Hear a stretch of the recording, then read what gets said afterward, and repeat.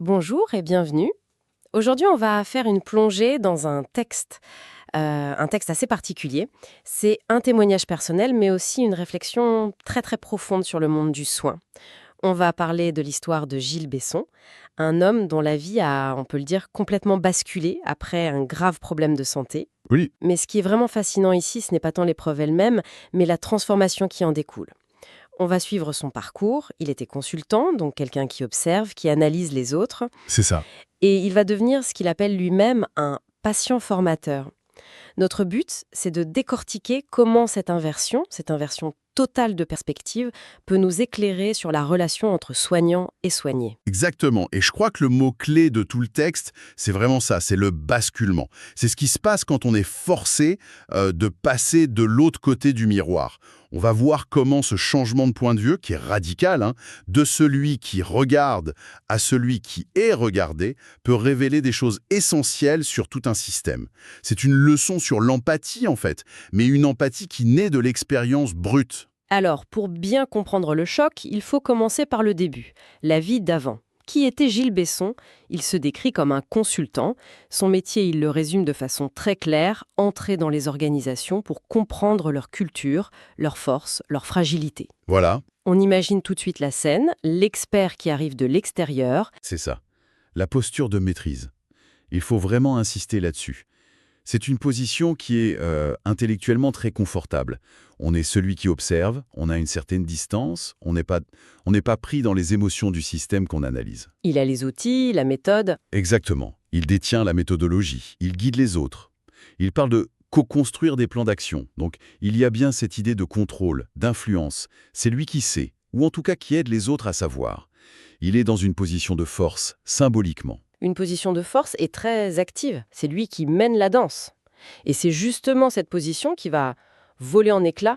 La rupture, elle est décrite avec très peu de mots, ce qui la rend encore plus violente. Oui, c'est très direct. Brutale, sans préavis. On sent presque le souffle coupé rien que dans le rythme des phrases. C'est un style presque télégraphique, et ça mime parfaitement l'état de choc, en fait. Et ce que vous disiez, voler en éclats, c'est crucial. Ce n'est pas juste un pépin de santé, un accident de parcours. Le texte parle de rupture existentielle. Existentiel, oui. Le mot est fort, ça veut dire que ce n'est pas que son corps qui est touché, c'est son identité profonde. Toute la construction de Gilles Besson, le consultant, elle s'effondre. Qui on est quand le métier qui nous définissait, cette posture de contrôle, disparaît comme ça en un instant. Le vertige que ça doit être, c'est une perte de repère complète. Et c'est là qu'on arrive vraiment au cœur de son récit, à ce fameux basculement, qu'il décrit avec une précision presque chirurgicale. C'est peut-être la phrase la plus importante de tout le texte. Il dit « Du jour au lendemain, je suis passé de celui qui observe à celui qui est observé, de celui qui questionne à celui à qui l'on annonce. » Il faut qu'on s'arrête une seconde sur cette phrase. Elle est d'une puissance folle. Chaque mot compte. Observer, questionner, ce sont des verbes d'action, de prise de contrôle. C'est lui qui menait l'enquête. C'est ça. Et d'un coup, il bascule vers le passif. Être observé, recevoir une annonce. Il devient l'objet de l'étude. Son corps, c'est un territoire que d'autres explorent, analysent, et sur lequel il pose un diagnostic. Lui, il n'est plus que celui qui reçoit des informations sur sa propre vie. C'est une dépossession de soi, en quelque sorte. Oui, tout à fait. Le consultant qui entrait dans une entreprise pour la comprendre est maintenant allongé sur un lit. Et c'est son organisation interne, son corps, qui est scruté par d'autres. Cette perte d'agentivité, comme on dit, la capacité à être acteur de sa vie, elle est totale. On lui annonce des choses. C'est terrible quand on y pense. C'est un renversement complet de la dynamique du pouvoir. Et c'est là que l'histoire, elle pourrait s'arrêter sur une note de colère, de désespoir. Mais non, c'est tout l'inverse qui se produit, et c'est ça qui est si particulier. Au lieu de sombrer, ces anciens réflexes de consultant, Ils refont surface. voilà, mais avec une intention complètement nouvelle. Oui. Et c'est là que ça devient passionnant. C'est le retournement de situation. Il le dit lui-même. Très vite, ma curiosité de consultant a refait surface. Non pas pour juger, mais pour comprendre. La nuance est énorme. Fondamental. Avant, sa compréhension était utilitaire. Il comprenait pour agir, pour optimiser, pour livrer un plan. Là, maintenant, il cherche à comprendre pour donner du sens à ce qu'il vit, à ce que les autres vivent autour de lui. C'est une curiosité qui est passée du cerveau au cœur, si on veut. C'est une très belle façon de le dire. Sa compétence d'analyse, elle ne disparaît pas, elle est réorientée. Elle se met au service de l'empathie. Et on sent bien que c'est un processus très structuré, hein. Il ne se contente pas de ressentir des choses. Il applique sa méthode à sa nouvelle situation. C'est vrai, on sent le professionnel derrière. Il organise sa quête autour de 3 axes, très clairs, comme un plan de mission. Il veut, et je cite, « comprendre ce que vit un patient, comprendre ce que porte un soignant, comprendre ce qui se joue réellement dans une consultation. » C'est ça. Ce qui me frappe, c'est que ce n'est pas du tout centré sur lui. Il ne dit pas « comprendre ce que je vis », mais « ce que vit un patient ». Très juste. Il essaie tout de suite d'universaliser. Et il inclut le soignant. C'est une vision à 360 degrés. Et c'est la clé de tout. Il ne tombe jamais dans le piège de la critique facile du système, du genre tous les médecins sont comme ci ou comme ça. Jamais. Au contraire, il parle de la compétence médicale et de l'engagement des soignants. Son but n'est pas de dénoncer, c'est de mettre en lumière des angles morts. Avec son regard, un peu différent comme il dit. Exactement, c'est la rigueur de l'analyste, mais avec la vulnérabilité du patient. Cette double casquette, elle est extrêmement rare.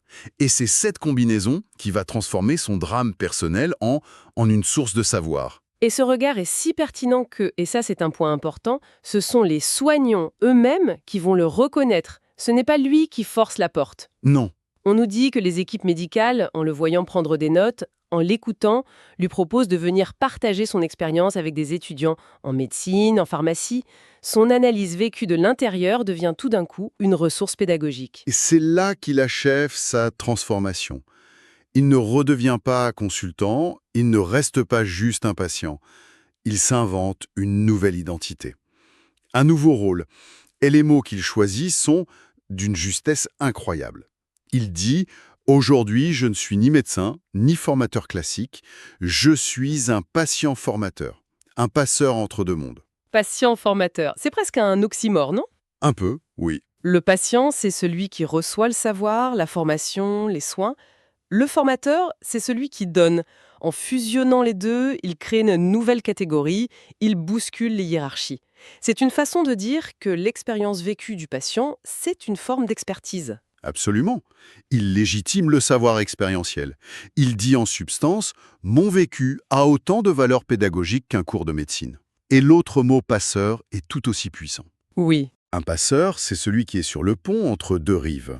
D'un côté, le monde médical, avec son langage technique, ses protocoles, sa culture de l'objectivité, et de l'autre, la rive du patient, avec son ressenti, ses angoisses, sa subjectivité. Ces deux mondes sont dans le même hôpital, mais ils ne parlent pas toujours la même langue. Mais ce rôle de passeur, est-ce que ce n'est pas une position incroyablement difficile à tenir ? Ah, certainement. On n'est plus vraiment d'un côté ni tout à fait de l'autre.